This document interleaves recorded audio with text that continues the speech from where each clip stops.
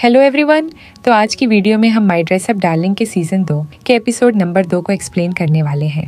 तो एपिसोड की शुरुआत में नोवा बताने लगती है कि मैं तुम दोनों को काफ़ी बार एक साथ देख चुकी हूँ। क्लास के दूसरे स्टूडेंट भी कहते हैं कि तुम दोनों काफ़ी ज़्यादा टाइम साथ स्पेंड करते हो। मरिन बताने लगती है कि हाँ, हम दोनों घूमने के लिए गए थे।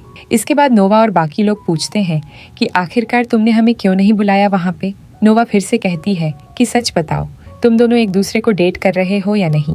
गोजो तुरंत मना कर देता है। तभी उसके कपड़े पर थोड़ा ड्रिंक गिर जाता है और वो वॉशरूम में कपड़े साफ करने चला जाता है। मैरिन भी उसके साथ वहां तक जाती है और बाहर खड़ी रहती है। मैरिन सोच रही थी कि गोजो ने कितनी जल्दी मना कर दिया। मतलब बाकी लोगों ने जब पूछा तो उसने बिना सोचे तुरंत इनकार कर दिया। उसे लगने लगता है कि शायद गोजो उसे पसंद ही नहीं करता। तभी वहाँ दो लड़के मैरिन से बात करने आते हैं। दूसरी ओर गोजो बाथरूम में सोच रहा होता है कि मरिन जैसी लड़की मेरे जैसे बंदे को कभी डेट कैसे कर सकती है। जब गोजो बाहर आता है तो देखता है कि दो लड़के मरिन से बात कर रहे हैं। उसी वक्त एक लड़का मरिन की तरफ हाथ बढ़ाता है और गोजो को लगता है कि वो मरिन को मारने वाला है। वो फटाक से जाकर उसका हाथ पकड़ लेता है और बोलता है कि प्लीज उसे अकेला छोड़ दो। अगर तुम्हें परेशान करना है तो मुझे परेशान करो। दोनों लड़के हैरान हो जाते हैं और बोलते हैं कि शायद गोजो ने गलत समझ लिया। मैरिन भी बताती है कि ये दोनों उसके फ्रेंड्स हैं जो सैलून में उसके हेयर स्टाइल करते हैं। दरअसल वो उसे मार नहीं रहे थे बल्कि डांट रहे थे कि वो अपने बालों का ध्यान नहीं रखती और इतनी ठंड में भी हल्के कपड़े पहनकर घूम रही है। इसके बाद वो दोनों बातचीत करके वहाँ से चले जाते हैं। बेचारा गोजो काफी अपसेट हो जाता है। मरिन कहती है कि तुम्हें परेशान होने की जरूरत नहीं है। वो दोनों नाराज नहीं थे बल्कि तुम्हें भी हेयर कट के लिए बुला रहे थे। लेकिन गोजो फिर भी उदास रहता है। तभी अचानक मरिन उसके टेडी वाले फेस पर किस कर देती है। गोजो घबरा जाता है और पूछता है कि क्या तुम लिप्स पर किस करने वाली थी। मरिन तुरंत मना कर देती है लेकिन शर्माने लगती है। गोजो लगातार पूछता रहता है और मरिन के पास सच बताने का कोई ऑप्शन नहीं होता। तभी मरिन को छींक आने लगती है और उसे कोल्ड हो जाता है।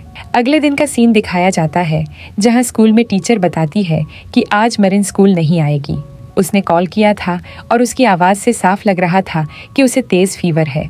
गोजो सोचने लगता है कि वो दोनों लड़के सही कह रहे थे क्योंकि कपड़ों के कारण ही मरिन बीमार हुई। वो मरिन को मैसेज करता है लेकिन कोई रिप्लाई नहीं आता। इससे गोजो और घबरा जाता है और सोचने लगता है कि कहीं मरिन उसे इग्नोर तो नहीं करने लगी। फिर गोजो काफी सारा सामान लेकर मरिन के घर पहुंचता है। वो बताता है कि मुझे लगा था तुम अकेली रहती हो। मुझे तुम्हारी फिक्र हो रही थी और मुझे नहीं पता था कि तुम्हारे पास मेडिसिन या खाना है भी या नहीं, इसलिए मैं तुम्हारे लिए सामान लेकर आया हूँ। गोजो मरिन को पीठ पर उठाकर अंदर ले जाता है। उसे आराम से कपड़े पहनाता है, बेड पर बिठाता है, दलिया बनाकर खिलाता है और फिर उसे मेडिसिन भी देता है। मरिन को खाना खाते टाइम बहुत अच्छा लगता है।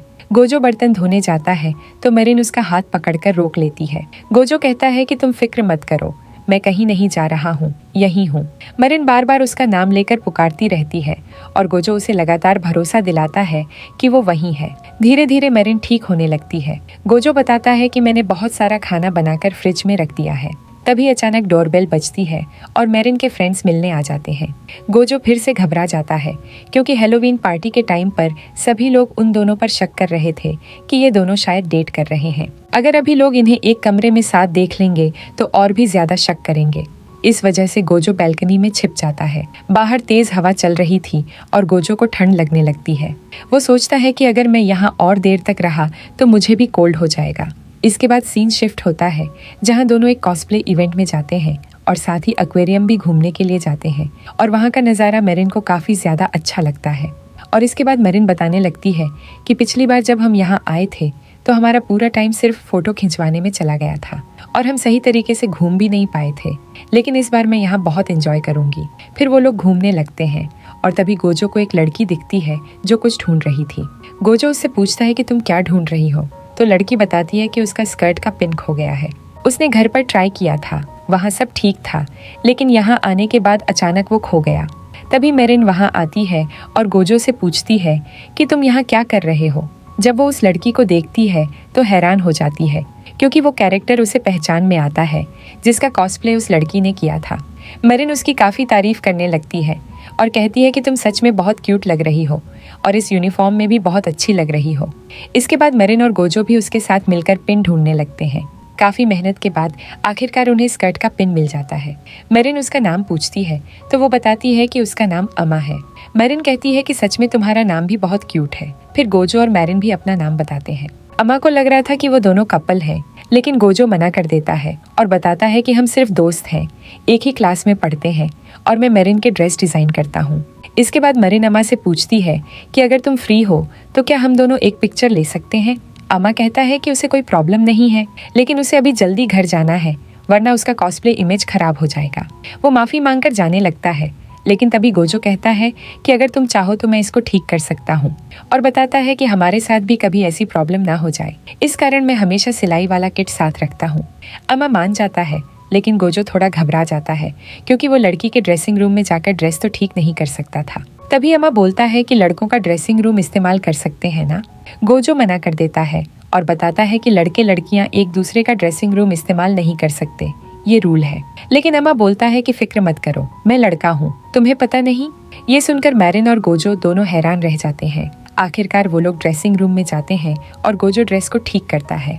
मैरिन बाहर वेट करती रहती है। तभी सुजुका वहां आ जाती है। वो पहली बार पिछले इवेंट में मिले थे और वही फोटोग्राफर थी जिसने मैरिन की फोटोज खींची थी। मैरिन उसे धन्यवाद देती है और कहती है कि तुम्हारी फोटोज बहुत अच्छी आई थी। सुजुका पूछती है कि तुम यहाँ किसका वेट कर रही हो, तो मैरिन बताती है कि गोजो अंदर किसी का कॉस्ट्यूम ठीक कर रहा है। सुजुका उस कॉस्ट्यूम को गौर से देखती है और कहती है कि ये इतना अच्छा है कि अगर इसके लिए एंट्री फी भी देनी पड़े तो मैं देने को रेडी हूँ। वो आउटफिट के डिटेल्स मरीन को समझाने लगती है। मरीन उसे अपने स्कर्ट के अंदर का पार्ट भी दिखाने लगती है क्योंकि उसने इतना डिटेल में एक्सप्लेन किया था, लेकिन सुजुका शर्मा कर मना कर देती है। इस बीच गोजो कॉस्ट्यूम ठीक कर देता है और फिर अम्मा बाहर आता है। अम्मा कहता है कि ये मेरा फर्स्ट टाइम है जब मैं कॉस्प्ले कर रहा हूँ और सच बताऊँ तो मैं बहुत डर रहा था।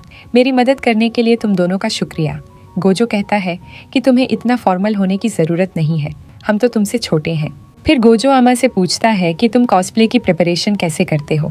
अम्मा बताता है कि मैंने लड़कों के कॉस्प्ले के लिए तो काफ़ी मेकअप किया है, लेकिन लड़कियों के कॉस्प्ले के लिए आज पहली बार मेकअप किया। वो कहता है कि मैं टेक्निक ज़्यादा यूज़ नहीं करता, बस कोशिश करता हूँ कि आंखें बड़ी दिखें और मेल पर्सनैलिटी छिप जाए। ये सारी बातें सुनकर मैरिन और गोजो को बहुत अच्छा लगता है। एमा अपना कॉस्प्ले वाला सोशल मीडिया अकाउंट भी दिखाता है। गोजो उसकी डिटेल्स ध्यान से देखता है ताकि वो अपने काम में कुछ नया ऐड कर सके। एमा कहता है कि क्या तुम्हें पिक्चर्स में कुछ अजीब नहीं लग रहा। गोजो गौर से देखता है तो फिगर काफी बड़ा लगता है, जो बिल्कुल लड़कियों जैसा था। एमा बताता है कि इसमें कोई एडिटिंग नहीं है, मैंने रियल में लगाया था और ये आसानी से शॉप में मिल जाता है। वो उन दोनों को शॉप पर चलने का इनवाइट भी देता है। ये सुनकर मैरिन बहुत ज्यादा एक्साइटेड हो जाती है और इसी के साथ ये एपिसोड खत्म हो जाता है।